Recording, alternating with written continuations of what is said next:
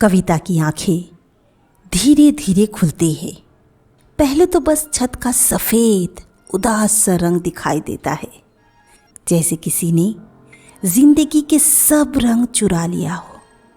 दिमाग में एक तेज गूंज है, जैसे कानों के अंदर समंदर का शोर। उसका गला सूखा हुआ है, सांस भारी लग रही है। जब नज़र अपने ऊपर पड़ती है तो कपड़ों पर घने लाल खून के दाग चमक रहे होते हैं। उसके हाथ कांप रहे हैं, लेकिन सबसे बड़ी बात, उसे याद ही नहीं आ रही है कि ये खून किसका है और वो यहाँ कैसे आ गई।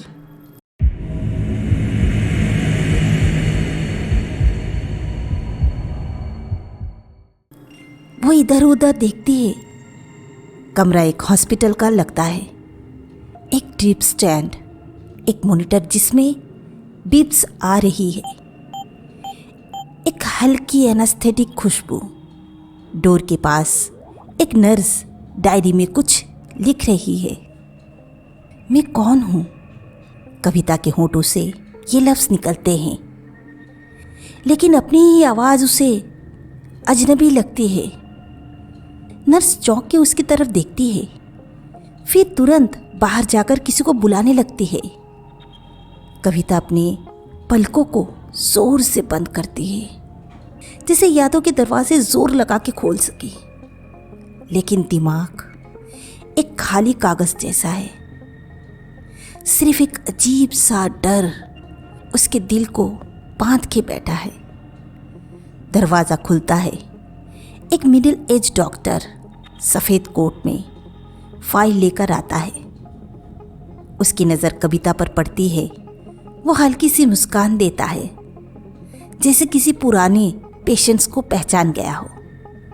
लेकिन कविता को लगता है जैसे वो मुस्कान सिर्फ चेहरे पर है, आंखों तक पहुंची ही नहीं। डॉक्टर ने अपनी फाइल टेबल पर रखी और कविता के बिस्तर के पास आकर हल्का सा कफ किया। आप थोड़ा रिलैक्स्ड हो जाए कविता जी। ये सुनते ही उसके दिमाग में एक छोटी सी झलक चमकी। एक नाम, कविता। पर जैसे ही उसने उस नाम को अपने अंदर थोड़ा और गहराई में देखा, सब कुछ फिर से धुंधला हो गया। उसने हिचकिचाते हुए पूछा, मेरा नाम कविता है? डॉक्टर ने फाइल पलट कर देखा। हाँ, पुलिस रिकॉर्ड के हिसाब से यही आपका नाम है। आप एक एक्सीडेंट का शिकार हुई थी, सिर पर चोट लगी, उसकी वजह से आपको टेम्पररी मेमोरी लॉस हो गई है। हम इसे एक्सीडेंटल एमेसिया कहते हैं। अच्छी बात यह है कि इस तरह की मेमोरी लॉस ज़्यादातर वापस आ जाती है। एक्सीडेंट? कविता ने अपने हाथों पर लगी चोटों को देखा। उंगलियों के बीच और कलाई के पास छिले हुए निशान, जैसे किसी ने जोर से पकड़कर खींच लिया हो। कविता ने पूछा, कौन सा एक्सीडेंट? मैं कहाँ थी? डॉक्टर ने हल्की सी नज़र नर्स पर डाली, फिर कहा, फिलहाल आपको आराम करने की ज़रूरत है। पुलिस आपसे कुछ सवाल करेगी, लेकिन जब तक आप थोड़ा स्टेबल फील करें, हम डिले कर देंगे।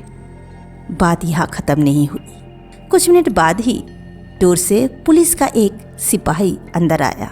उसके साथ एक आदमी भी था, 34-37 साल का, तेज नज़र, नीटली प्रेस शर्ट और महंगा वॉच पहने हुए।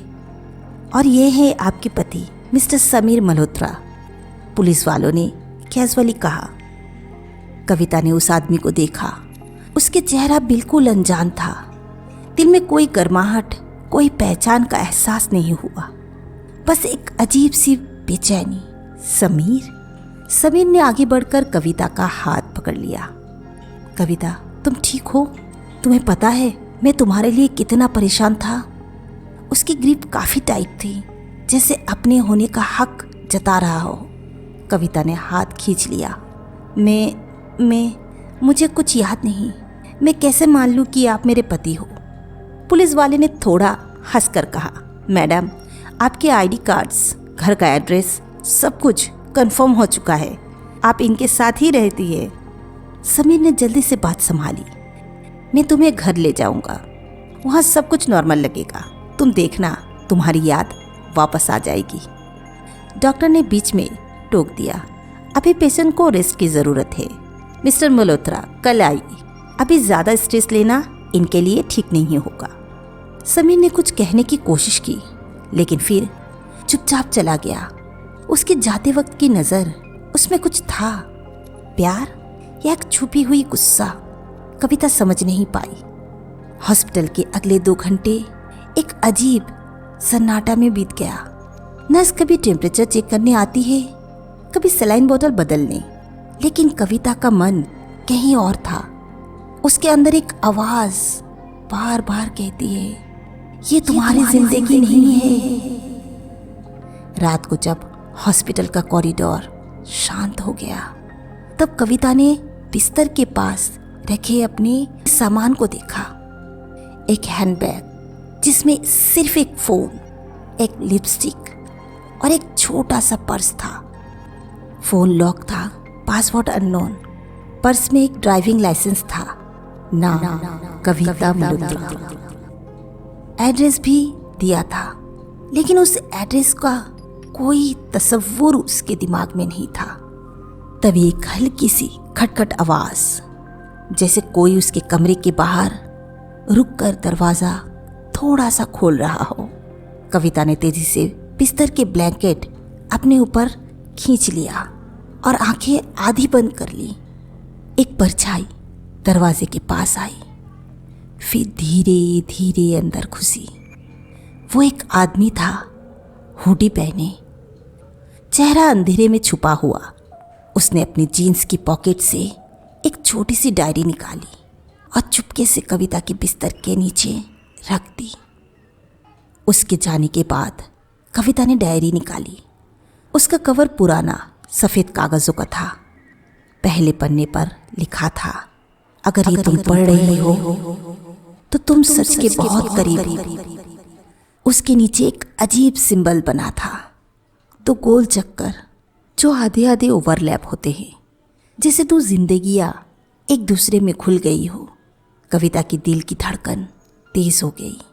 डायरी के अगले पन्ने पर कुछ लिखा था, लेकिन इंक थोड़ी फैल गई थी।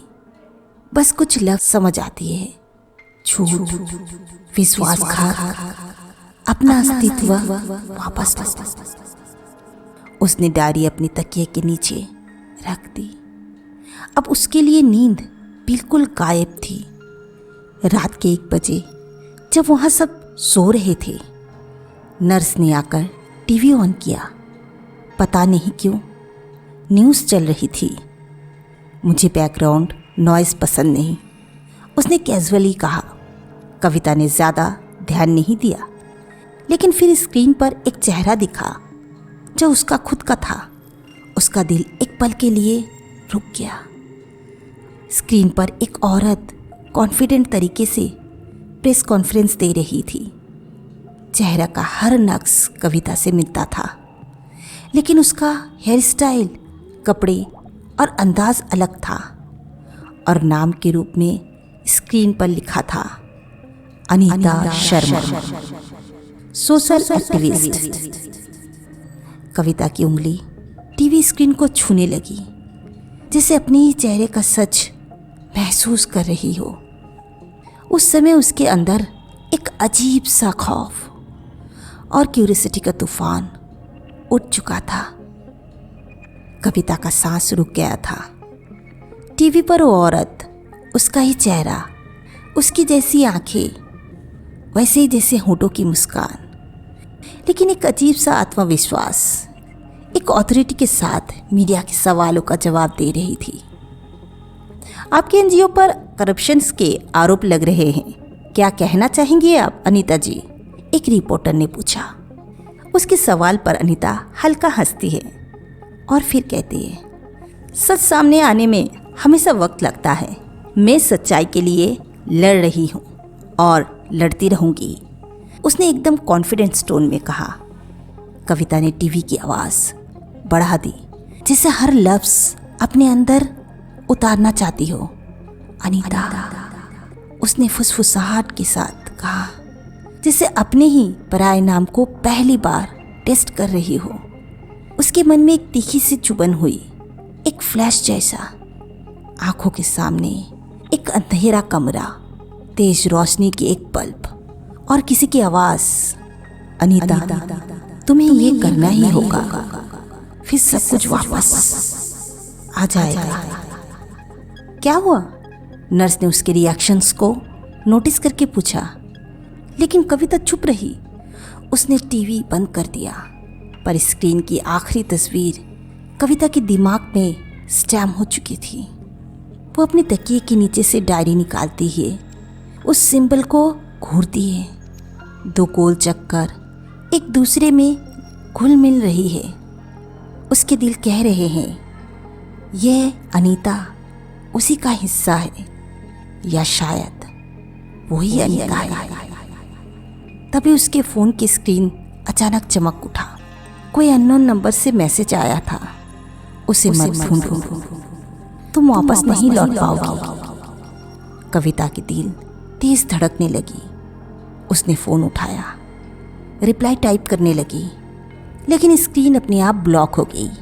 कमरे का डोर का हैंडल धीरे से घुमा और किसी के कदमों की आवाज़। कमरे का डोर हैंडल धीरे से घुमा, एक कदमों की आवाज़ धीरे धीरे उसके सामने आती है, और किसी झटके से कविता का नींद टूट जाता है। नर्स उसे कहती है, क्या मैं टीवी बंद कर दूं? कविता इशारे से कहते हैं, नहीं, मुझे टीवी देखना है। कविता की आंखें टीवी स्क्रीन पर जम गई थी। सामने बैठी हुई औरत का चेहरा उसी का था, बिल्कुल उसकी तरह, बस कपड़ों का स्टाइल अलग, आवाज़ में एक अलग सा कॉन्फिडेंस। और स्क्रीन के नीचे बोल्ड लेटर्स में लिखा था, अनीता शर्मा, सोशल एक्टिविस्ट। कविता अपनी आंखें हटा नहीं पा रही थी टीवी स्क्रीन से। अनीता एक प्रेस कॉन्फ्रेंस में मीडिया के सवालों का जवाब दे रही थी। उसकी बॉडी लैंग्वेज एक ट्रेन लीडर की तरह थी, हर सवाल का जवाब शार्प और क्लियर। कविता का दिल धड़क रहा था, जैसे उसकी खुद की जिंदगी किसी और के हाथों में चल रही हो। एक रिपोर्टर ने पूछा, अनीता जी, आप पर लग रहे करप्शन का आरोपों का क्या जवाब है आपके पास? अनीता ने हल्की सी मुस्कान के साथ फिर से जवाब दिया, जब आप सच के लिए लड़ते हो तो झूठ आपके पीछे छोड़ दिया जाता है। मैं अपनी लड़ाई लड़ रही हूँ और जीत तक लड़ती रहूँगी। कविता ने अपने होठों को जोर से काट लिया। दिल के एक कोने में एक अजीब सी चुभन हुई, जैसे कभी इस आवाज़ को करीब से सुना हो। फिर एक झलक, एक भीड़, एक स्टेज, माइक के सामने खुद उसका चेहरा और लोगों की तालियां। नर्स ने कहा, अब आपको आराम की ज़रूरत है, आपको नींद भी आ रही होगी, आप थोड़ा सो जाइए। नर्स ने टीवी बंद कर दिया, पर कविता का दिमाग शोर मचा रहा था। ये कौन है? क्या ये मैं हूँ? अगर मैं हूँ तो मैं यहाँ कैसे हूँ? उसके दिल में एक ही सवाल बार बार घूम रहा था, क्या मेरी दो जिंदगी है? कविता ने रात का इंतज़ार नहीं किया। जैसे ही सुबह का उजाला हॉस्पिटल के वाइट कर्टन्स के पास से अंदर घुसने लगा, उसने नर्स को कह दिया कि उसे अपनी पति से बात करनी है। नर्स ने थोड़ा हिचकिचाते हुए फ़ोन मिलाया। 2 घंटे बाद समीर मल्होत्रा बिल्कुल वैसे ही परफेक्टली प्रेस्ड कपड़ों में कमरे के अंदर आया। कविता ने उसे सीधे देखा और कहा, कल रात में टीवी पर अपना चेहरा देख रही थी, उसका नाम अनीता शर्मा है, तुम मुझे बताओगे कि ये कौन है? समीर का चेहरा एक पल के लिए सफ़ेद हो गया, फिर वो अपने आप को नॉर्मल बनाते हुए बोलता है, कविता तुम गलत देख रही हो, टीवी पर काफ़ी लोग होते हैं जो एक जैसे लगते हैं। तुम अभी वीक हो, तुम्हें हेलुसिनेशंस हो रही है। कविता ने उसे रोक दिया। नहीं, मैं अपना चेहरा पहचान सकती हूँ। तुम कुछ छुपा रहे हो। तुम्हें पता है ना ये अनीता कौन है? समीर ने गहरी सांस ली। देखो, मैं तुम्हें स्ट्रेस नहीं देना चाहता। तुमने एक्सीडेंट के बाद कुछ अजीब बातें सोचनी शुरू कर दी हैं। तुम बस रिकवर करो, फिर हम घर चलेंगे। उसका टोन में एक अथॉरिटी थी, जिससे बात वही ख़त्म हो। पर कविता के अंदर एक गुस्सा उबल रहा था। मैं घर तब जाऊंगी जब मुझे सच पता होगा, कविता ने धीरे से कहा। समीर ने उसकी आंखों में देखा, लेकिन कुछ बोला नहीं। बस खड़ा हुआ और बाहर चला गया। डोर की बंद होने की आवाज़ के बाद कविता को लगा जैसे कमरा और ज़्यादा छोटा हो गया हो। हवा भारी लग रही थी। पूरे दिन कविता बेचैन रही। हर नर्स का आना, हर फुटस्टेप का साउंड उसके दिल की धड़कन बढ़ा देता। उसका दिमाग बार बार कल रात की टीवी स्क्रीन पर जा रहा था। अनीता शर्मा, ये नाम उसके होठों पर बार बार आ रहे थे, जैसे कोई मंत्र हो जो दिल ने छोड़ना नहीं चाहा। रात को हॉस्पिटल में एक अजीब सा सन्नाटा होता है। सिर्फ कभी कभी मॉनिटर की बीप या कोई डोर से गुजरता स्टाफ का शैडो। कविता अपनी तकिए के नीचे डायरी छुपाकर सोच रही थी कि उसमें क्या लिखा होगा। अगर मैंने ये कभी पढ़ी तो शायद मैं वापस सो नहीं पाऊंगी। तभी एक हल्की सी खटखटाहट आवाज़। दरवाज़ा थोड़ा सा खुला और एक फिगर अंदर आया। ना वो समीर था, ना कोई नर्स। ब्लैक हुडी में, चेहरा छाया में छुपा हुआ। कविता ने हिचकिचाते हुए पूछा, कौन हो तुम? वो रुका नहीं, बस जाते जाते एक लफ्ज़ बोला, पढ़ो। फिर बिना आवाज़ किए दरवाजे से चला गया। कविता ने डायरी उठाई। कवर बहुत पुराना, जैसे सालों से किसी ने छुआ ना हो। उसके किनारे खिस गए थे और काले रंग का लेदर फेड हो चुका था। उसने डायरी अपनी गोद में रखी। हाथ कांप रहे थे। तभी कॉरिडोर में कुछ फुटस्टेप आई। इस बार समीर के। दरवाज़ा खुला और उसने देखा कविता डायरी पकड़ी हुई है। ये क्या है? उसने पूछा। उसकी आवाज़ में शंका था। कविता ने तुरंत डायरी अपनी ब्लैंकेट के नीचे छुपा ली। कुछ भी नहीं, बस किसी ने गलती से यहाँ छोड़ दी होगी। समीर ने कुछ सेकंड्स तक उसकी आंखों में देखा, फिर कह दिया, तुम अभी सो जाओ, कल सुबह डिस्चार्ज का काम करेंगे। जैसे ही वो गया, कविता ने डायरी अपने पास रखी और सोचा, डिस्चार्ज होने से पहले मुझे इसका पहला पन्ना ज़रूर देखना होगा। दिल में एक अजीब सी उम्मीद थी, जैसे ये डायरी उसकी पहचान की चाबी हो। हॉस्पिटल के क्लॉक में रात के 2 बजे थे। कविता ने ब्लैंकेट के अंदर टॉर्च जलाया, डायरी का पहला पन्ना खोला। कल के दिन के बाद पहली बार उसने अपने अंदर एक ठंडी लहर महसूस की। ब्लैंकेट के अंदर छुपी टॉर्च की रोशनी डायरी के पहले पन्ने पर पड़ी। कागज़ पहले से ही हल्का पीला हो चुका था, लेकिन लिखा हुआ लफ्ज़ अब भी ठीक है।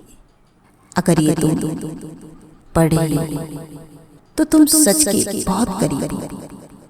कविता ने ये लाइन 2 बार पढ़ी, जैसे किसी ने अपने ने लिखा हो। उसके दिल की धड़कन तेज हो गई।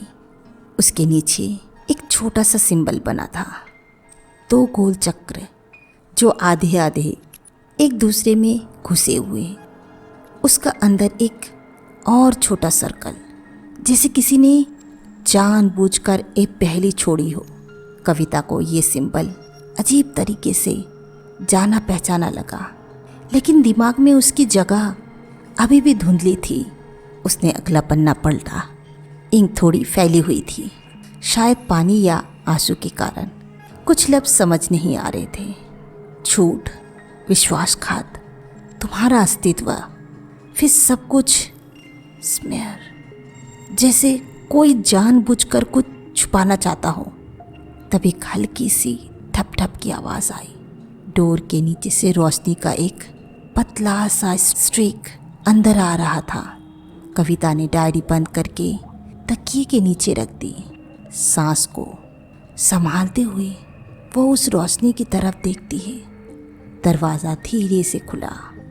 अंधेरे में बस एक परछाई दिखाई दी, लंबा, पतला और बिल्कुल चुप। वो अंदर कदम रखता है और बस एक ही सेंटेंस कहता है, देर हो रही है अनीता। कविता के जिस्म में एक ठंडी सी लहर दौड़ गई। उसने जवाब देने के लिए होंठ खोले, पर आवाज़ अंदर में ही गूंज रही, बाहर ना आ पाई। कौन है ये जो कविता को अनीता के नाम से बुला रहा है? क्या उसे पता है कविता कौन है? या शायद वो जानता है कविता और अनीता एक ही है। कविता बिस्तर पर बैठी डायरी के पन्ने पलट रही थी। हर पेज पर कुछ लिखा था। कभी एक लाइन, कभी एक छोटा नोट, कभी सिर्फ एक स्केच, लेकिन एक पैटर्न था। हर नोट के नीचे एक जगह का नाम लिखा हुआ, Rajpath library, sector 7, blue willow cafe, old town, Shanti Ghat, नदी किनारा। ये नाम कविता ने पहले कभी नहीं सुना था, या शायद सुना था। उसके दिल के किसी कोने में एक अजीब सी खिंचाव महसूस हुई, जैसे इन जगहों का रंग, आवाज़ और खुशबू उसकी यादों में कहीं दबी पड़ी हो, सिर्फ उठने का इंतज़ार कर रही हो। उसने राजपथ लाइब्रेरी का नाम देखा और उसके साथ लिखा एक सेंटेंस, पहले जवाब यहीं से मिलेगा। उसकी आंखों के सामने एक झलक चमकी। एक पुरानी बिल्डिंग, सुनहरे रंग का दरवाज़ा और अंधेरे में एक धूल भरा हॉल। एक लैंप की रोशनी में एक टेबल जहाँ कोई उसके सामने डायरी खोलकर कुछ दिखा रहा है। उसने पलक झपकाई तो तस्वीर गायब हो गया, लेकिन दिल में एक बात पक्की थी, राजपथ लाइब्रेरी में कुछ है जो उसके पास्ट का दरवाज़ा खोल सकता है। कविता ने डिसाइड कर लिया, चाहे जो हो उसे वहाँ जाना होगा। लेकिन इसका मतलब था हॉस्पिटल से निकलना बिना किसी को बताए। हॉस्पिटल के कॉरिडोर में रात का एक अजीब सा सन्नाटा था। कविता ने पहले कंफर्म किया कि नर्स अपने स्टेशन पर बैठ के फ़ोन स्क्रॉल कर रही है। उसने ब्लैंकेट का कवर अपने सिर पर लिया, बेड साइड ड्रॉयर में रखा, छोटे बैग में डायरी, लिपस्टिक और वॉलेट रखा। डोर से बाहर निकलते ही एंटीसेप्टिक्स की खुशबू काम होने लगी और ठंडी रात की हवा उसके चेहरे से टकराई। हॉस्पिटल के कंपाउंड में एक छोटा सा गेट था जो इमरजेंसी एग्जिट के लिए यूज़ होता था। वहाँ कोई गार्ड नहीं था। कविता ने डायरी को अपने से चिपका लिया, जैसे कोई बच्चा अपना फेवरेट टॉय को अपने से चिपका के रखता है। बाहर आते ही एक टैक्सी ड्राइवर उसकी तरफ क्यूरियस नज़र से देख रहा था। मैडम, कहाँ जाना है? राजपथ लाइब्रेरी, सेक्टर 7, उसने ऑलमोस्ट फुसफुसाते हुए कहा। ड्राइवर ने थोड़ा सोचा, रात के टाइम वहाँ तो कोई नहीं होता, बंद होती है। मैं किससे मिलने जा रही हूँ? उसने बस इतना ही कहा। रात की सुनी सड़कें, स्ट्रीट लैम्प की फड़फड़ाती रोशनी और टैक्सी का इंजन का हल्का सा वाइब्रेशंस। कविता के अंदर एड्रेनलिन का एक अजीब सा मिक्स चल रहा था, डर भी और एक बेचैनी भरी उम्मीद भी। लगभग 25 मिनट बाद टैक्सी एक पुरानी बिल्डिंग के सामने रुक गई। राजपथ लाइब्रेरी एक हेरिटेज स्ट्रक्चर थी। बड़े बड़े स्टोन के पिलर्स, ऊपर तक जाती विंडोज और लोहे का कर्व्ड गेट्स।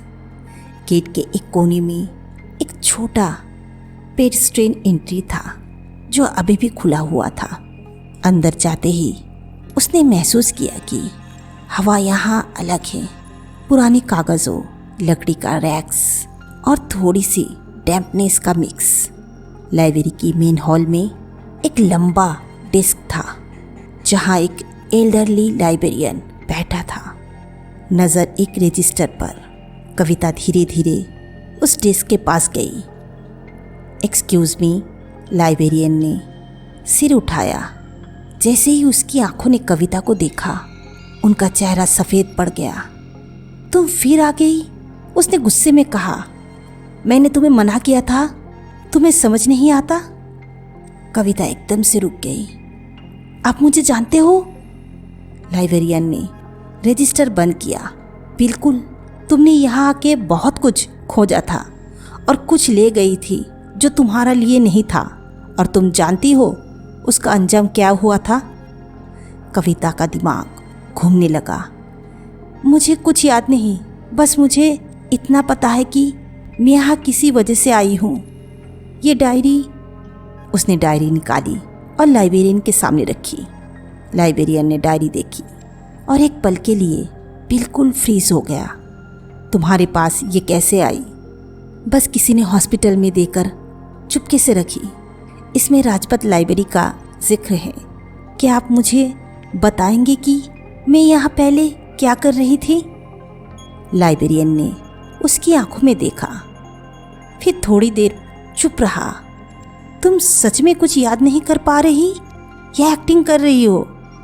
कविता ने होठों से एक हल्के से जवाब निकाला। मैं सच कह रही हूँ, मुझे कुछ याद नहीं, लेकिन मुझे लगता है यहाँ कुछ है जो मेरा है।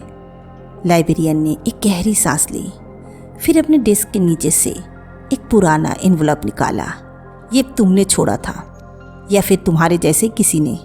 मैं समझ नहीं पाया था कि तुम वापस आओगी। एनवलप उसने कविता के हाथ में दे दिया। कविता ने देखा, उस पर लिखा था अनीता पर्सनल। नाम देखते ही कविता के दिमाग में एक फ्लैश हुआ। एक छोटा कमरा, बुक्स के पाइल्स, एक टाइपराइटर की आवाज़ और एक औरत की आवाज़। अनीता, हमारे पास सिर्फ एक रात है। कविता ने एनवलप को अपने से लगाया। मैं इसे ले जा रही हूँ, उसने कहा। लाइब्रेरियन ने तुरंत मना किया। नहीं, तुम्हें समझ नहीं आता, तुम्हारा वापस आना खतरा है। तुम जानती हो लोग तुम्हें ढूंढ रहे हैं। कविता ने पीछे मुड़कर देखा, लेकिन हॉल बिल्कुल खाली था। मुझे फर्क नहीं पड़ता, मैं अपनी जिंदगी का जवाब चाहती हूँ। लाइब्रेरियन ने थोड़ा घबराते हुए फ़ोन उठाया। मुझे मजबूर मत करो, तुम्हारी वजह से मैं मुश्किल में पड़ जाऊँगा। कविता ने सोचा वो किसी दोस्त को कॉल कर रहा होगा, लेकिन उसके कानों में अगला लफ्ज़ आया, हेलो पुलिस स्टेशन। कविता का दिल एक पल के लिए रुक गया जब उसने सुना हेलो पुलिस स्टेशन। हाँ, वो यहाँ है। हाँ, वही। उसने तुरंत आगे बढ़कर लाइब्रेरियन का फ़ोन काटने की कोशिश की, लेकिन उसने अपना हाथ खींच लिया। तुम समझ नहीं रही, तुम वापस आके अपना ही खतरा बढ़ा रही हो। मैं अपना सच ढूंढ रही हूँ, कविता ने चिल्लाते हुए कहा। तुम्हें पता है मैं कौन हूँ? लाइब्रेरियन की आंखें गुस्से और डर के बीच उलझा गया। हाँ, लेकिन जो तुम हो उसके बारे में मैं कुछ नहीं कह सकता। तुम्हारे पीछे बहुत बड़े लोग हैं, अब जाओ। डोर के बाहर से फुटस्टेप तेज हो गए। कविता ने देखा लाइब्रेरी के मेन गेट पर 2 यूनिफॉर्म पुलिस एंटर कर रही है। उनकी नज़र जैसे सीधे उस पर टिक गई हो। कविता मल्होत्रा, एक ऑफिसर की आवाज़ गूंजी। तुम्हें हमारे साथ चलना होगा, तुम एक वांटेड फिजिटिव हो। कविता का दिमाग एकदम ब्लैंक हो गया। वांटेड? मैं? किस लिए? दूसरा ऑफिसर आगे बढ़ा। हम ये बातें यहाँ नहीं करेंगे। तुम्हारे ऊपर खून का आरोप है, तुम्हें अरेस्ट किया जा रहा है। खून? ये लफ्ज़ उसके कानों में गूंजने लगा। उसने अपने कपड़ों पर लगे पुराने खून के दाग याद किए, वही दाग जो उसने हॉस्पिटल में पहली बार होश में आने पर देखा था। लाइब्रेरियन ने अपने सिर झुका लिया, जैसे उसने कुछ ऐसा शुरू कर दिया जिससे अब रोका नहीं जा सकता। कविता एक पल के लिए एनवलप को और कस के पकड़ती है, फिर पीछे मुड़कर भागने की सोचती है। तभी एक ऑफिसर की ठंडी मजबूत ग्रिप उसके कंधे पर पड़ती है। कविता एक पल के लिए एनवलप को और कस के पकड़ती है, फिर पीछे मुड़कर भागने की सोचती है। तभी एक ऑफिसर की ठंडी मजबूत ग्रिप उसके कंधे पर पड़ती है। कविता झटके से पुलिस ऑफिसर के ग्रिप से खुद को दूर करती है और बिना कुछ देखे जोर से दौड़ने लगती है।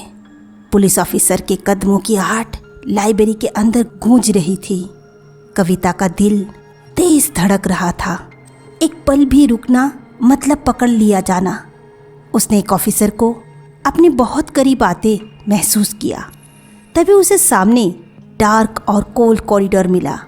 कविता कुछ सोचे बगैर उस अंधेरी कॉरिडोर में दौड़ने लगी। तभी बाहर बिजली चमकी और कविता को कॉरिडोर के साइड में एक छोटा वुडन डोर जैसा कुछ दिखा। कविता बिना कुछ सोचे उसके अंदर घुस गई। डोर के पीछे एक नैरो स्टेयरवे नीचे जा रहा था। हवा ठंडी और बासी थी, जैसे सालों से वहाँ कोई ना आया हो। हर कदम पर लकड़ी के पुराने प्लैंक कर कर की आवाज़ कर रही थी। कविता ने अपनी सांस को रोक लिया ताकि ये ऊपर से कोई सुन न ले। नीचे उतरते ही एक डीम लाइट वाले तहखाने का दृश्य सामने आया। धूल से ढके पुराने अलमीरा, वुडन क्रेट्स और कागज़ों के बोरी बोरी भरे थैले, कभी लाइब्रेरी के इस्तेमाल में आने वाले टूल्स, कभी टूटे हुए फर्नीचर, सब कुछ बस भुलाया हुआ लग रहा था। ऊपर से पुलिस की आवाज़ें अब भी आ रही थी। नीचे भी चेक करो, किसी ने जवाब दिया। सर, यहाँ एक बेसमेंट का दरवाज़ा है। कविता ने तुरंत एक बोरी के पीछे जगह बनाकर अपने आप को घुसा दिया। उसका सांस छाती में अटक गया। हर पल में लगता था कोई उस डोर को खोलकर सीधा नीचे आ जाएगा। अंधेरे में उसकी उंगली किसी सॉलिड ठंडे चीज को छुआ। एक फ्रेम, उसने धीरे से उसे खींच कर देखा। एक पुरानी स्पेयर टोन्ड तस्वीर थी जिसमें दो औरतें खड़ी थी। एक कविता थी या शायद कोई उसकी एग्जैक्ट हमशक्ल। कविता ने तस्वीर को अपने हाथों में संभाल कर देखा। धूल की मोटी परत साफ करते ही दो चेहरे सामने आए। दोनों एक ही जैसे कर्व वाले जॉ लाइन, वही आंखों की सवाल, वही हल्का सा टोल का निशान। एक कविता थी और दूसरी। तस्वीर का बैकग्राउंड किसी पुरानी हवेली का लग रहा था। पीछे एक बड़ा सा कर्व्ड वुडन डोर और झूलते हुए ब्रश के लैंप। दोनों औरतें एक दूसरे के बहुत करीब खड़ी थी, लेकिन उनके चेहरे पर मुस्कान की वजह एक अजीब सा टेंशन था। जैसे तस्वीर खींचते वक्त उनके बीच कोई खामोश दुश्मनी चल रही हो। कविता के दिमाग में एक फ्लैश आया। एक कॉरिडोर में तेज चलती हुई एक औरत जो बिल्कुल उसकी तरह दिखती है और डोर बंद करने से पहले केवल इतना कहती है, वो हम दोनों को एक साथ जिंदा नहीं छोड़ेगी। कविता अपने कपड़ों से तस्वीर का पीछे वाला हिस्सा साफ किया। पीछे लिखा था, सिर्फ एक जिंदा बचेगी। उसके हाथ ठंडे पड़ गए। ये लिखा किसने और क्यों? क्या ये दूसरी औरत ही वो सोशल एक्टिविस्ट थी जो टीवी पर आई थी? क्या इस पूरी कहानी का मतलब ये था कि दोनों का एक ही चेहरा है लेकिन जिंदगी एक के ही पास रहेगी? ऊपर से पुलिस का कदमों की आहट और ज्यादा करीब आ रही थी। दरवाजा खुलने की आवाज, एक साथ एक फ्लैशलाइट की बीम नीचे के अंधेरे को चीरती हुई आई। कविता ने तस्वीर अपने बैग में डाली और एक कोने में रखे वुडन क्रेट्स के पीछे घुस गई। पुलिस का एक ऑफिसर नीचे आया, टॉर्च घुमाता हुआ। उसने ऊपर आवाज लगाई, कोई नहीं है, बस कबाड़। लेकिन उसके कदम धीरे धीरे कविता की तरफ बढ़ने लगे। उसका सांस फूल रहा था। उसने क्रेट के पीछे एक छोटी सी खिड़की देखी जो जमीन के लेवल पर थी, धूल से ढकी हुई, लेकिन लगता था कि शायद खुल सकती है। ऑफिसर बस कुछ फीट दूर था। जब कविता ने पूरी ताकत लगाकर खिड़की की लैच खोल दिया, एक जोर की क्लिक हुआ। ऑफिसर रुक गया। उसने अपनी साथी को पुकारा। क्या आवाज थी? कविता ने उस वक्त का फायदा उठाया, खिड़की को धक्का दिया और मिट्टी के धक्के के साथ बाहर सरक गई। बाहर एक नैरो गली थी जहां हवा में सूखे पत्तों की सरसर गूंज रही थी। उसने बैग कस के पकड़ा और बिना पीछे देखी गली में भागती चली गई। हर मोड़ पर उसे लगता कोई उसका पीछा कर रहा है। लाइब्रेरी की बिल्डिंग अब पीछे धुंधली पड़ चुकी थी। एक मोड़ के बाद उसे अपने पैर को संभालते हुए रुकना पड़ा। उसने सामने एक छोटी सी चाय की टपरी देखी जहां एक बूढ़ा आदमी चाय बना रहा था। उसने कविता को देखा और कुछ सेकंड के लिए थोड़ा घबरा गया। तुम तो उसके होठों से बस इतना ही निकला। कविता ने उसके पास जाके पूछा, मुझे पहचानते हो? बूढ़े ने अपने हाथ के कप को रखा। मैं तुम्हें पहचान भी रहा हूँ और नहीं भी। तुम बिल्कुल उस जैसी लगती हो, वही जो यहाँ से हफ्ते पहले गुजरी थी। लेकिन कविता ने इम्पेशेंस होके पूछा। वो पुलिस के साथ थी और तुम्हें ढूंढ रही थी। कविता के पैरों के तले जमीन खिसक गई। मतलब ये दूसरी औरत ना सिर्फ जिंदा है बल्कि एक्टिव तरीके से उसे पकड़ने की कोशिश कर रही है और पुलिस उसके साथ है। चाय वाला फिर धीरे से बोला, उसने एक बात कही थी, मैं उसे वापस लाऊंगी, सिर्फ एक बचेगी। कविता का सांस रुक गया। तस्वीर का लिखा हुआ वाक्य उसके कानों में गूंज उठा। उसी पल उसने पीछे से कदमों की आहट सुनी। इस बार बिल्कुल करीब। उसने बैग और कस के पकड़ा। मोड़ पर भागती हुई निकली। ये कोई आम भागा दौड़ी नहीं थी, ये शिकार था और शिकारी का चेहरा उसके अपने चेहरे जैसा था। कविता एक छोटी टेढ़ी मेढ़ी गली में घुस गई। गली का एक आखिरी मोड़ एक बंद गली निकला। आगे एक पुरानी टूटी हुई दीवार। वापस मुड़ने का मतलब था सीधा उन कदमों के सामने जाना जो उसके पीछे तेज कदमों में बढ़ रहे थे। उसका दिल की आवाज़ कानों में धड़क रहा था। सांस फूल चुकी थी। उसने एक पल के लिए अपनी पीठ दीवार से लगा दी, तस्वीर अपने बैग में दबाए और आंखें बंद कर ली, जैसे सोच रही हो कि शायद ये एक बुरा सपना हो। कदमों की आहट रुक गई। फिर एक हल्की खुशबू, जैसे सैंडलवुड और कुछ मेटालिक सा, साथ ही एक ठंडी हवा का झोंका। कविता ने धीरे से अपनी आंखें खोली। अंधेरे से एक परछाई उभर रहा था। कदम धीरे लेकिन नज़र एकदम उस पर टिकी हुई। उसने पहचान लिया। वो चाल, वो कांधे का कर्व, जैसे शीशे में अपने ही परछाई देख रही हो। वो शक्ल बस 2 कदम दूर आई और उसके कांधे पर एक मजबूत लेकिन अजीब तरह से नरम हाथ रखा। कविता की सांस रुक गई। आवाज़ इतनी धीमी थी कि जैसे सिर्फ उसके कानों के लिए हो। मैंने तुम्हें ढूंढ लिया। वो शब्द कविता के दिल में छुरी की तरह उतर गया। उसने पलट कर देखा और उसके सामने था उसका अपना चेहरा, लेकिन आंखों में एक ऐसा अंधेरा जो उसने कभी अपने में महसूस नहीं किया था।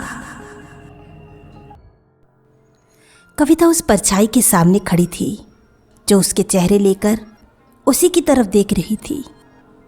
लेकिन जैसे ही उसने पलक झपकाई, वो परछाई एक आदमी में बदल गया।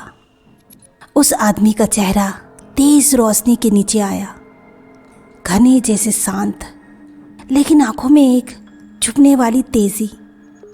उसने अपने हाथ पीछे किया और हल्के से मुस्कुराया। मेरा नाम राज है, उसने कहा, और तुम अनीता हो। कविता का दिल एक पल के लिए रुक सा गया। अनीता? मैं कविता हूँ, उसने तुरंत जवाब दिया। लेकिन अंदर ही अंदर एक ठंडी सी लहर उसके रगों में दौड़ गई। राज ने उसकी आंखों में देखा, जैसे पूरा सच निकाल लेने की कोशिश कर रहा हो।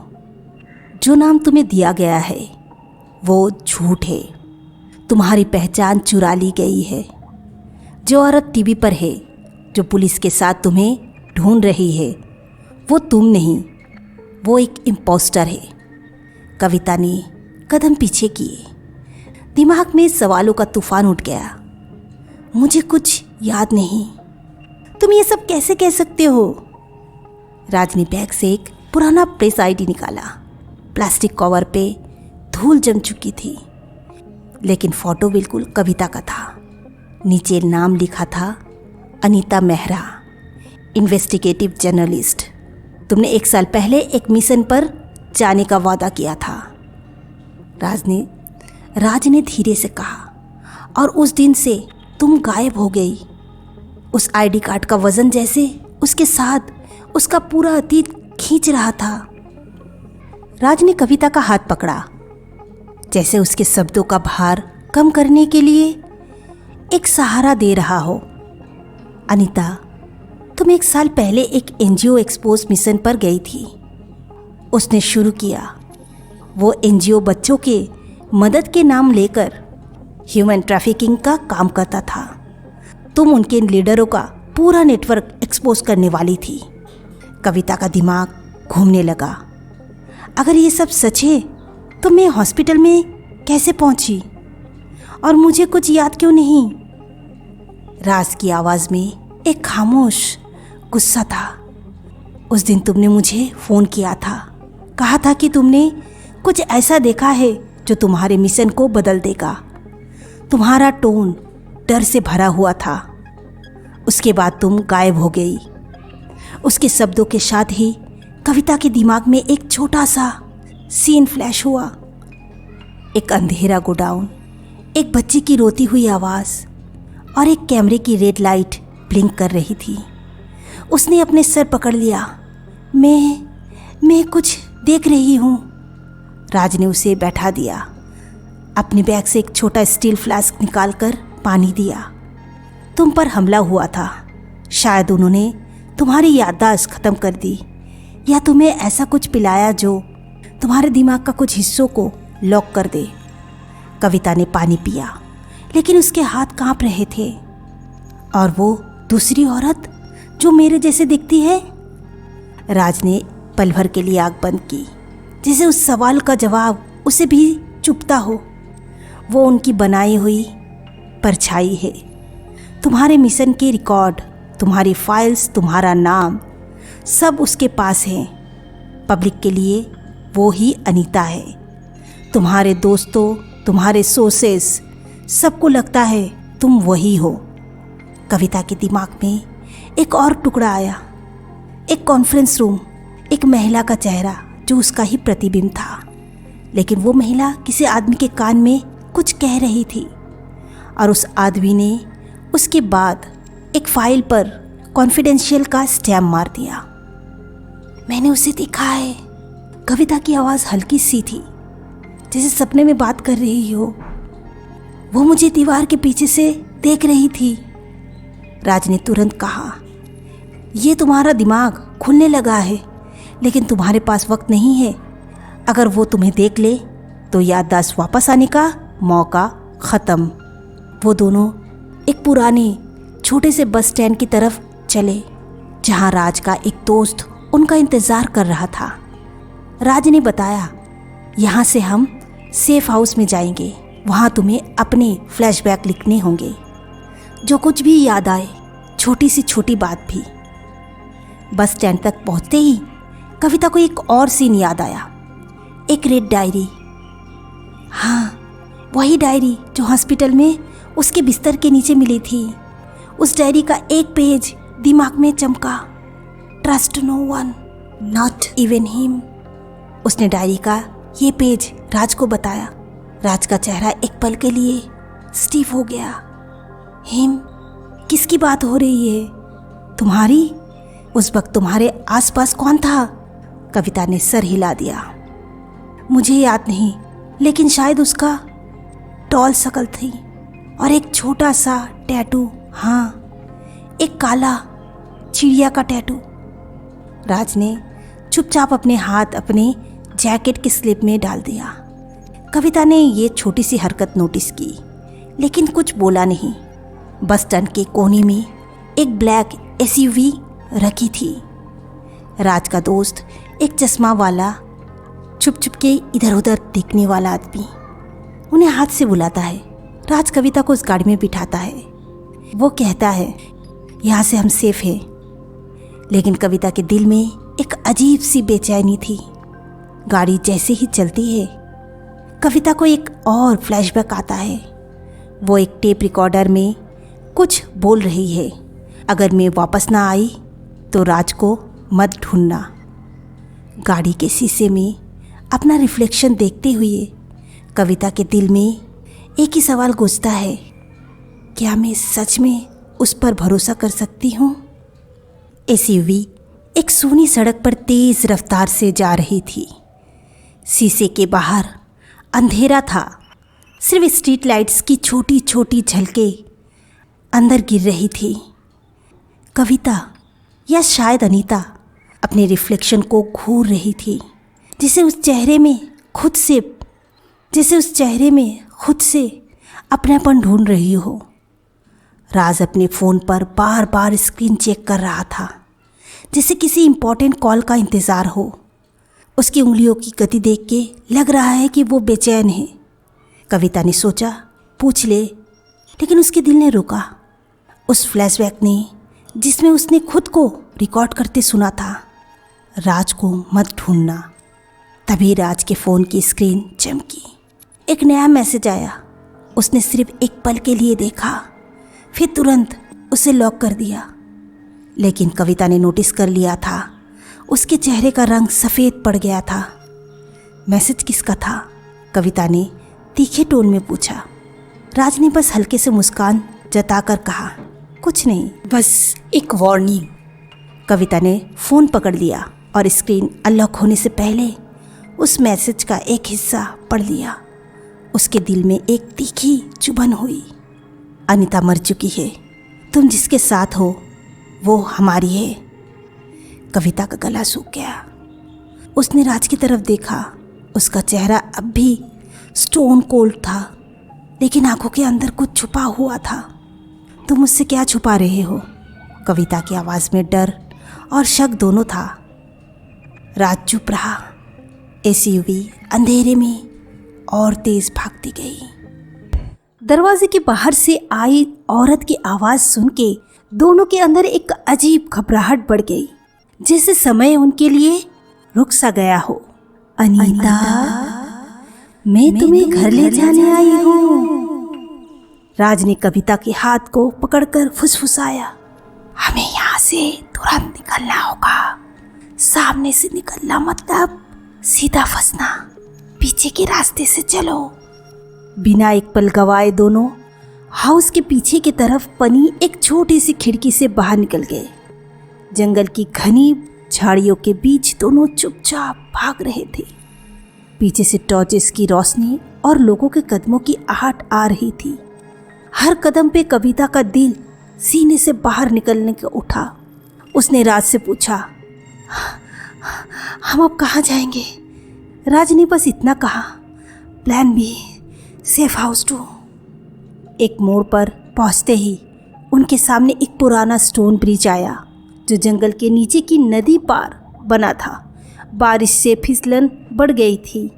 नीचे पानी का शोर ऐसा गूंज रहा था जैसे किसी की चीख हो।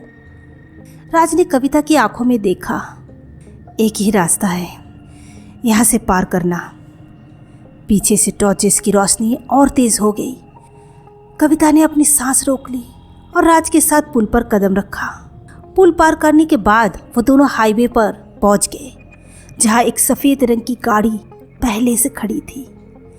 राज ने कविता से कहा, गाड़ी में बैठो। वो दोनों गाड़ी में बैठते ही राज ने ड्राइवर से कहा, सेफ हाउस 2। राज के बोलते ही ड्राइवर ने गाड़ी तेज भगाई और गाड़ी हवा के तेज जैसी सेफ हाउस की तरफ बढ़ने लगे। अगली सुबह सेफ हाउस 2 में राज एक पुराने दोस्त से मिलकर वापस आया। उसके हाथ में एक सील्ड ब्राउन इन्वेलप था। उसका चेहरा पीला पड़ गया था, जिसे उस इन्वेलप का वजन सिर्फ कागज़ का नहीं बल्कि सच का था। राज, ये क्या है? कविता ने पूछा। राज ने चुपचाप इन्वेलप उसके सामने रखा। Postmortem report. कविता के होंठ सूख गए। उसने धीरे से रिपोर्ट खोली। पहले पेज पर ही लिखा था, डीएनए मैच अनीता शर्मा। उसका दिमाग एक पल के लिए रुक गया। उसने राज की तरफ देखा। आंखों में आंसू, डर और सवाल सब मिल गया था। राज, अगर वो लाश की डीएनए मेरी ही है तो मैं कौन हूँ? मैं जिंदा हूँ या सिर्फ एक चलती फिरती झूठ? राज ने गहरी सांस ली। अनीता, सुनो, मैं भी कंफ्यूज हूँ, लेकिन एक पॉसिबिलिटी है। कविता ने उम्मीद से पूछा, कौन सी? राज ने भरोसे के साथ जवाब दिया, हो सकता है कि किसी ने तुम्हारा दिमाग मैनिपुलेट किया हो या फिर तुम्हारी कॉन्शसनेस को ट्रांसफ़र किया हो। मतलब जो यादें तुम्हारे अंदर है वो असली तुम्हारी है, लेकिन जो शरीर मिला है वो तुम्हारा फिजिकल आइडेंटिटी है। कविता ने सर झटका। नहीं राज, तुम कह रहे हो मैं एक डुप्लीकेट हूँ? राज ने उसके कंधे पर हाथ रखा। नहीं, मैं कह रहा हूँ तुम ओरिजिनल हो, बस एक नई फॉर्म में। शायद असली शरीर खत्म हो गया, लेकिन तुम्हारी रूह, तुम्हारी सच, वो यहाँ है। लेकिन अनीता के दिल में शक जहरीले बीज बन के उग चुके थे। अगर मैं असली हूँ तो वो लाश क्यों लगती है जैसे वही मैं हूँ? रात के वक्त कविता ने अपने पुराना बैकपैक खोला।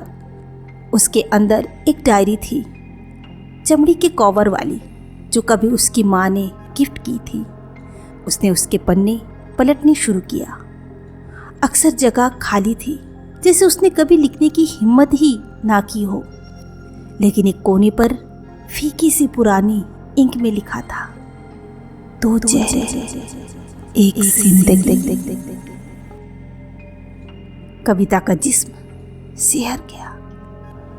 मैंने ये लिखा था कब? उसके दिमाग में एक गूंज उठी, जैसे कलम चलते वक्त उसके हाथ अपने आप लिख रहे हो। और वो भूल गई, क्या मैंने अपने आप को ही पहले चेतावनी दी थी? तभी खिड़की के बाहर से एक आवाज़ आई, टायर की खिसने की, जैसे गाड़ी रुकी हो। राज ने पीप होल से देखा। पुलिस! शिट, ये हमें ढूंढ रहे हैं।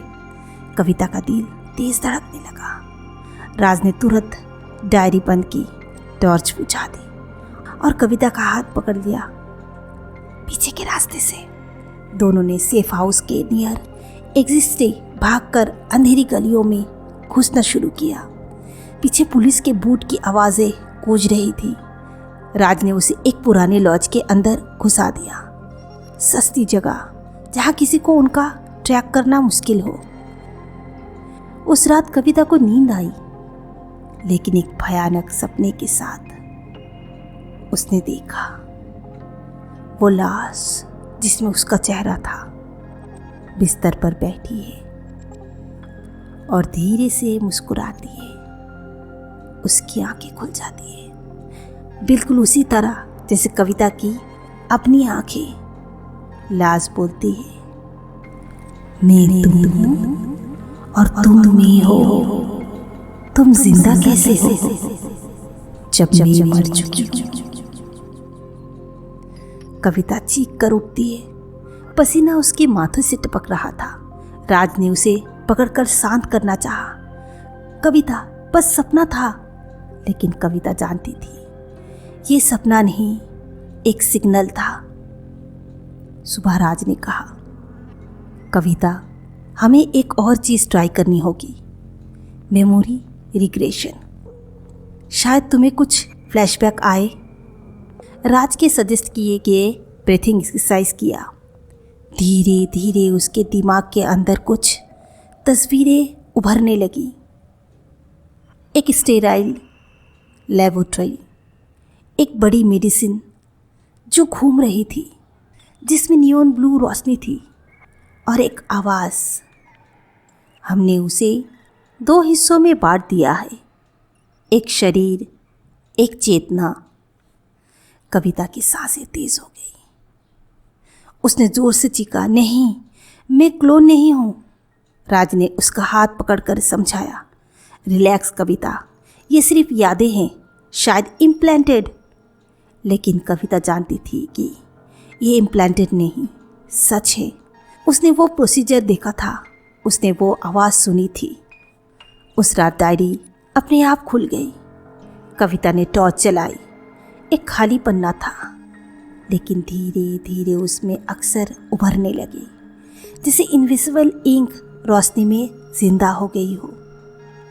मेरी पहचान 2 हिस्सों में बट गई थी। एक जिसमें जिस्म था, एक जिसमें यादें। अब दोनों एक साथ नहीं रह सकते। कविता का जिस्म सिहर गया। उसने डायरी राज को दिखाई। राज ने भी पढ़ी और उसकी आंखें फट गई। मतलब तुम खुद अपनी राज जानती थी? तुमने लिखा था पर भूल गई? कविता डायरी को अपने से चिपका कर बैठ गई। उसका दिमाग बार बार वही सवाल कर रहा था, मैं कौन हूँ, जिंदा या मर चुकी, या दोनों एक साथ? और उसको पता था जवाब अब दूर नहीं था, लेकिन शायद वो जवाब उसके लिए मौत का हुक्म भी बन सकता है। तभी खिड़की से एक हल्की सी थपकी की आवाज़ आई।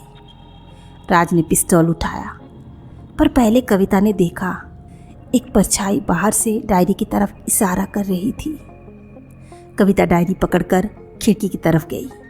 बाहर कोई था ही नहीं, सिर्फ हवा का झोंका आया और डायरी के अगले पन्ने खुद ब खुद पलट गए। नए पन्ने पर एक लाइन चमक रही थी, जो जिंदा है वो असली नहीं, असली वो है जो मर चुकी है। पुरानी लॉज के अंदर कमरे में बत्ती आई तो कविता का दिल अब भी तेज धड़क रहा था। डायरी का नोट, तस्वीर और उन आदमियों के क्रिप्टिक मैसेज सब एक दूसरे से उलझ गए थे। पर सबसे ज्यादा खौफ उस ख्याल ने जगाया, अगर इम्पोस्टर कोई और नहीं बल्कि मैं खुद थी। उसने अपनी यादों के टुकड़े को जोड़ना शुरू किया। वो लाइव इंटरव्यू जिसमें वो एक अलग नाम से बात कर रही थी, लाइब्रेरियन का वो बात कहना, तुम फिर आ गई, और पोस्टमार्टम रिपोर्ट जिसमें डीएनए मैच हुआ। हर क्लू एक ही तरफ इशारा कर रहा था, इम्पोस्टर कोई बाहर का इंसान नहीं बल्कि उसका ही पुराना रूप था। राज कुछ बोल रहा था, लेकिन कविता उसकी आवाज़ में डूबती जा रही थी। उसका मन उसी पुरानी तस्वीर में अटक गया था, जिसमें वो एक औरत के साथ थी जो बिल्कुल उसकी हमशक्ल थी। तस्वीर के पीछे लिखा था, सिर्फ एक जिंदा बचेगी। शायद उस वक्त भी उसका दोनों रूप एक दूसरे के खिलाफ थी। दिल में एक ठंडी सी सर्दी चुप गई। अगर ये सच है तो इसका मतलब है कि वो अब अपनी पुरानी रूप के खिलाफ जा रही है।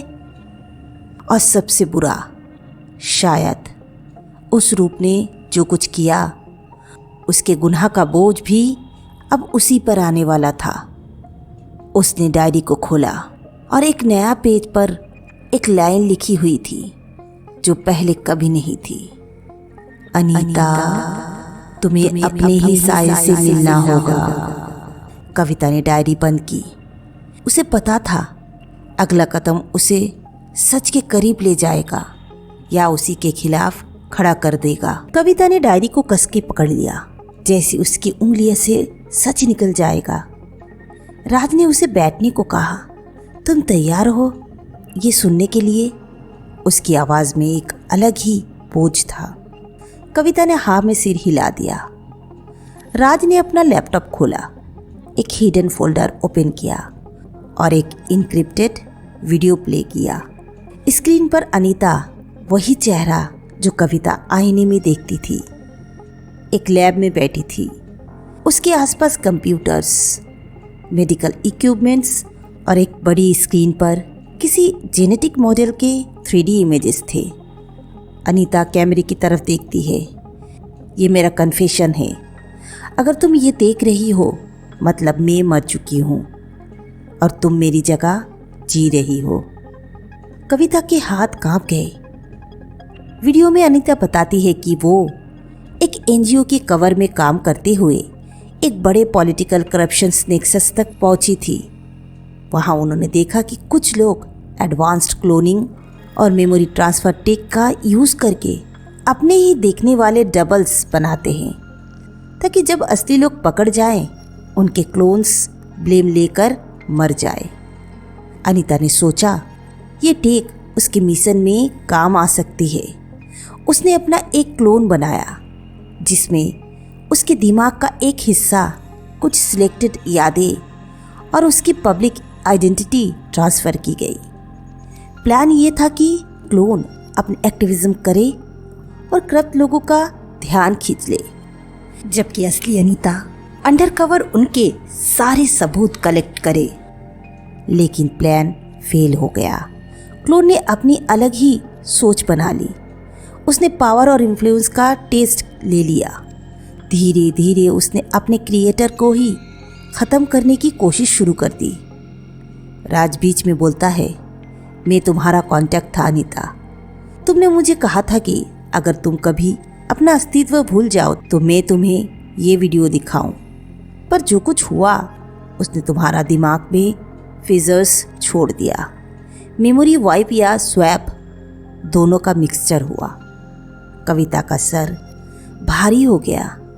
मतलब मैं एक क्लोन हूँ या असली? राज ने आंखों में देखते हुए कहा, सच क्या है मुझे भी पक्का नहीं पता।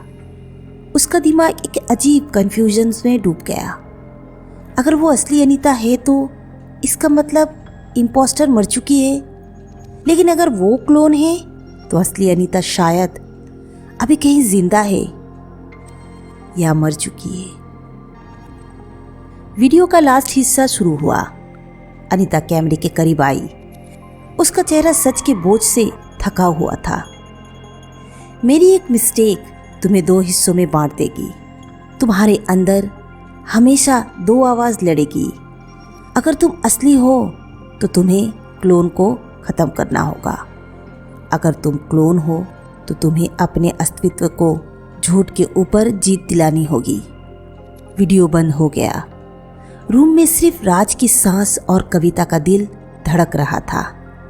डायरी के अगले पेज पर एक पुराना मैप बना हुआ था, उस लैब का लोकेशन जहां ये सब हुआ था। राज ने कहा, वहां जाने का मतलब है कि अपने असली चेहरे से सामना करना पड़ेगा। कविता की आंखों में एक अजीब सा जुनून आ गया। अगर मुझे अपने ही पुराने रूप से लड़ना है तो लड़ूंगी, लेकिन मुझे सच चाहिए। राज ने सिर हिला दिया। तो तैयार हो जाओ। 2 अस्तित्व में सिर्फ एक ही जिंदा बचेगा। मैप को हाथ में लिए कविता पुराने लॉज के छोटे बाथरूम में गई। थकान से उसकी आंखों के नीचे गहरे साए बन गए थे। उसने टैप खोला, थोड़ा पानी चेहरे पर छिड़का, लेकिन जैसे ही उठी आईना कुछ अजीब दिखने लगा। पहले तो बस एक हल्का सा धुंधलापन था, फिर धुंध के पीछे से एक चेहरा उभरने लगा। वही चेहरा जो उसने टीवी पर लाश के रूप में देखा था। आंखों का रंग जरा गहरा, मुस्कान में एक ठंडी सी तेज। इम्पोस्टर। वो कविता की तरह ब्लिंक नहीं कर रही थी, बस घूर रही थी, जैसे आईना के अंदर से उसका पूरा वजूद डोल रही हो। कविता ने पीछे हटना चाहा, पर पैर जैसे जमीन से चिपक गई। रिफ्लेक्शंस के होठों पर एक धीमी सी हंसी आई। उसने बोलना शुरू किया, लेकिन आवाज़ आईना से नहीं, कविता के अपने दिमाग के अंदर से आई। तो मिल गए हम। असली रूप को पहचानना चाहोगी या सिर्फ उसे मारना? आईना में काली सी दरार पड़ने लगी, जैसे दोनों चेहरे एक दूसरे में घुल रहे हो। पानी की बूंदें टपक रही थी, पर कविता के कान में सिर्फ एक आवाज गूंज रही थी, अपने ही पर अलग सी, ज्यादा ठंडी, ज्यादा खतरनाक। उसके हाथ के मैप आईने के कोने से छू गया और तुरंत रिफ्लेक्शन ने अपना हाथ से मैप अंदर खींच लिया। अब आईने में वो जगह का नक्शा था, लेकिन उस पर एक लाल क्रॉस बना हुआ था। पीछे से राज चिल्लाया, कविता क्या हुआ? पर उसने देखा बाथरूम में सिर्फ एक ही चेहरा था, और वो इम्पोस्टर का था। कविता बाथरूम के आईने से पीछे हटी। उसका दिल अब भी तेज धड़क रहा था। रिफ्लेक्शन का वो ठंडी मुस्कान अब उसके जहन के कोने में चिपक गई थी, जैसे कोई पुरानी याद जो हमेशा चुपके रहती है और सिर्फ अंधेरे में निकलती है। उसने मैप को देखा। हाँ, वो अब उसके हाथ में था, पर उस पर लाल क्रॉस का कोई निशान नहीं। क्या वो सब उसका वहम था, या सच में कुछ पल के लिए वो दो चेहरों के बीच में फंस गई थी? राज अंदर आया। तुम ठीक हो ना? कविता ने एक गहरी सांस ली। राज, मुझे लगता है मैं दोनों हूं, असली भी और क्लोन भी। राज का बदन ठंडा हो गया। ये कैसे? अनीता ने कहा, मैं एनजीओ की मीटिंग्स, मीडिया इंटरव्यूज, एक्टिविस्ट के प्रोटेस्ट सब याद कर सकती हूँ, और साथ ही वो छुपी हुई रातें, वो अंडरकवर मिशन, वो डर, ये सब भी। उसकी आवाज़ में अब उलझन कम और एक ठोस यकीन ज़्यादा था। राज, मुझे लगता है मेरे दिमाग में किसी तरह दोनों यादों के हिस्सों को मिलाया दिया गया है। मैं न पूरी अनीता हूँ, न पूरी तरह क्लोन कविता। मैं कुछ और ही बन चुकी हूँ। राज ने उसकी आंखों में देखा। फिर तुम्हें उसी जगह जाना होगा जहाँ ये सब शुरू हुआ था। कविता ने मैप में मार्क की गई लोकेशन पर उंगली रखी। एनजीओ का हेडक्वार्टर्स। बाहर शहर की रात ठंडी थी, लेकिन कविता के लिए अब हर कदम एक ऐसा सच की तरफ जा रहा था जो उसका पूरा अस्तित्व हिला सकता था। कविता ने राज के साथ एनजीओ हेडक्वार्टर्स का सफर बिना कुछ बोले तय किया। शहर का वो हिस्सा उसके लिए अजनबी था, लेकिन जैसे जैसे गाड़ी एक पुरानी सेक्युलेटेड इंडस्ट्रियल जोन में घुस रही थी, उसका दिल में एक अजीब सा डेजावू जाग रहा था। उसने खिड़की से बाहर झांकते हुए कहा, ये जगह मैं पहले आ चुकी हूं। राज ने कुछ नहीं कहा, सिर्फ स्टीयरिंग व्हील पर उसकी उंगलियों की ग्रिप ज्यादा मजबूत हो गई। बिल्डिंग सामने थी, एक भारी भरकम स्ट्रक्चर जिसकी दीवार पर एनजीओ का नाम बड़े प्राउड लेटर्स में लिखा था। दिन में शायद ये जगह एक लेजिटिमेट सोशल ऑर्गेनाइजेशन लगती, लेकिन रात के इस वक्त ये बस एक खाली डेड कॉम्प्लेक्स जैसी थी। राज ने बैक गेट के पास गाड़ी रोकी। सिक्योरिटी कम होती है इधर, जल्दी चलो। दोनों एक रेस्टेड मेटल डोर के पास पहुंचे। राज ने अपने पॉकेट से एक छोटा लॉक पिकिंग सेट निकाला और कुछ सेकंड में दरवाजा क्लिक करके खुल गया। अंदर एक लंबी कॉरिडोर थी जिसमें ट्यूबलाइट का वाइट ग्लो किसी मौसोलियम जैसे फील दे रहा था। कविता हर कदम पर अपने अंदर एक अजीब सी घबराहट महसूस कर रही थी, जैसे दीवार उसकी पुराने सांसें समेट रहे हो। कॉरिडोर के एंड पर एक लॉक्ड मेटल डोर था जिसमें कीपैड लगा हुआ था। राज ने अपने बैग से एक हैक्ड एक्सेस कार्ड निकाला। स्क्रीन ग्रीन हुई और डोर खुल गया। अंदर एक secret lab, white walls, sterile smell और काफ़ी सारे ग्लास इनक्लोज्ड रूम्स जहां मेडिकल इक्विपमेंट, सर्जिकल टूल्स और हाईटेक कंप्यूटर्स रखे थे। कविता की सांस एक पल के लिए रुक गया। उसके दिमाग में फ्लैशेस आए। एक ऑपरेटिंग टेबल पर वो खुद स्टेप्स में बंधी हुई। टेबल के दूसरे साइड पर एक और चेहरा, बिल्कुल उसके जैसा, लेकिन आंखों में कुछ और।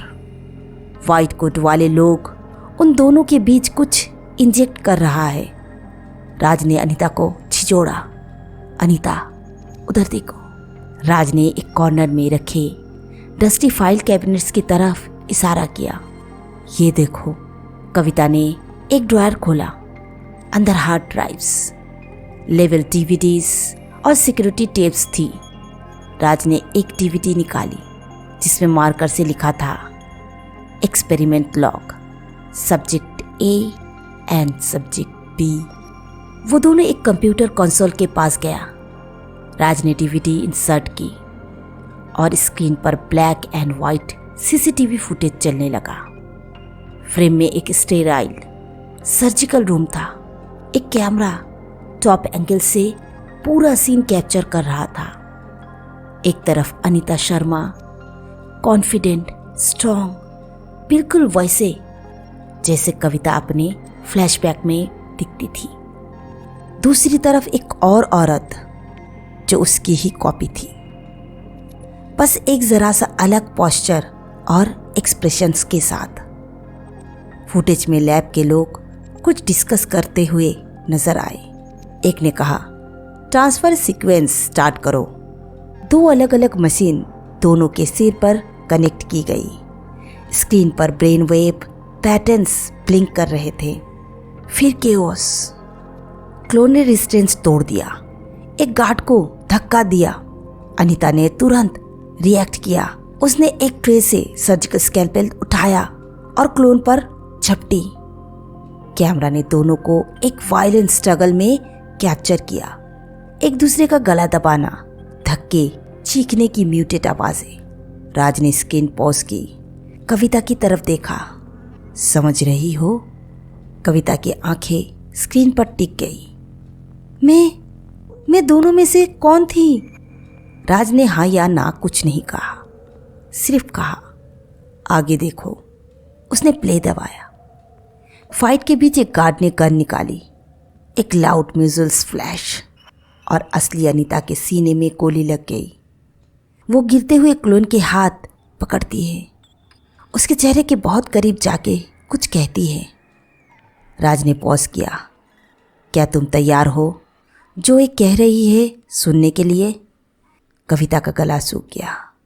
उसने सिर्फ इतना कहा, प्ले करो। राज ने रिवाइंड किया, वॉल्यूम बढ़ाया। फ्रेम में असली अनीता के होंठों से वो शब्द निकले जो कविता के होश हिला दिए।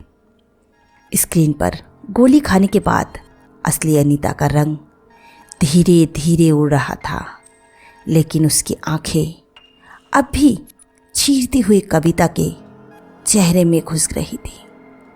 उसने अपना खून से भीगे हाथों को हिलाया और एक भरी सांस के साथ कहा, मैं तुम और तुम मैं हो। कविता का दिल एकदम से जोर जोर से धड़कने लगा। उस पल स्क्रीन पर दोनों के चेहरे एकदम पास थे। दोनों की आंखों में एक ही सा दर्द, एक ही सा डर और एक ही सा इरादा चल रहा था। फिर कैमरा ग्लिच होने लगी। स्टैटिक डिस्ट्रॉयड फ्रेम्स और एक सेकंड के लिए ऐसा लगा जैसे फुटेज में दोनों चेहरे एक दूसरे में डिसॉल्व हो गए हों। राज ने मॉनिटर की तरफ झुका। ये क्या था? ये टेम्पर्ड फुटेज लग रही है। कविता पीछे हट गई। उसका सारा शरीर ठंडा हो गया। राज, अगर वो सच कह रही थी तो मैं किसकी जिंदगी जी रही हूँ? स्क्रीन पर स्टैटिक बंद हुई, लेकिन एक फाइनल फ्रीज फ्रेम बचा। दोनों चेहरे एक साथ, एक ही इमेज में फ्यूज्ड, और नीचे एक time stamp, live feed, camera 4। कविता ने देखा टाइम स्टैम्प आज की रात का था। राज, ये लाइव है। मॉनिटर में एक हल्की सी मूवमेंट हुई और कैमरा में वो सर्जिकल रूम खाली था। बस एक कुर्सी के पीछे से कोई हल्के हल्के कदम स्क्रीन के बीच आ रही थी। वो चेहरा सामने आया, कविता का, लेकिन मुस्कान किसी और की थी। कविता ने अपने हाथ को आईने पर रखा। उसकी परछाई दो थी, एक सीधी, एक हल्की सी टेढ़ी, लेकिन दोनों एक ही शरीर के साथ बधी हुई।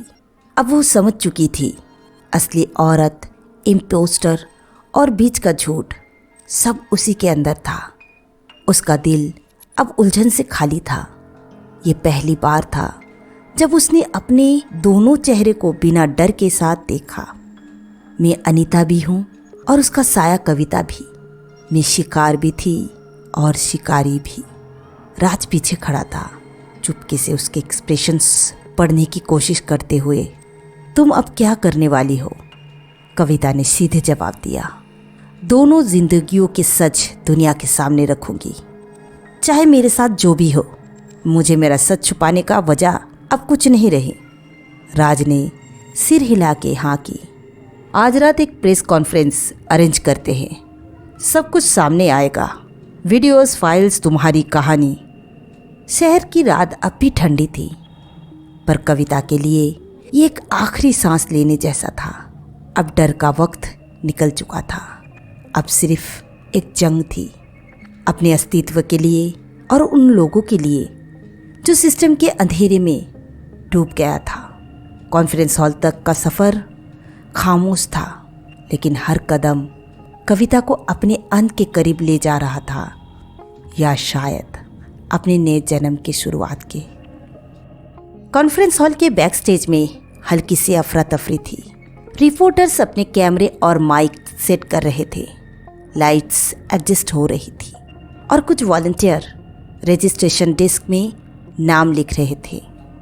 कविता एक कोने में खड़ी थी।